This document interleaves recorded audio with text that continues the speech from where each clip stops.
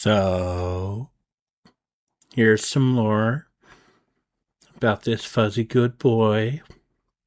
His name is Blackie, and he is feared by his enemies.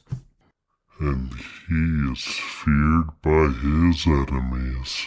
In the first age, in the first battle, when the shadows first lengthened, one stood, burned by the embers of Armageddon, his soul blistered by the fires of hell, and tainted beyond ascension.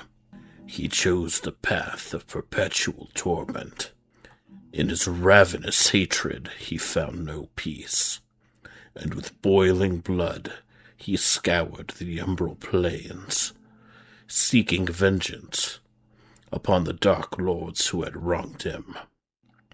He wore the crown of the Night Sentinels, and those that tasted the bile of his sword named him the Doom Slayer.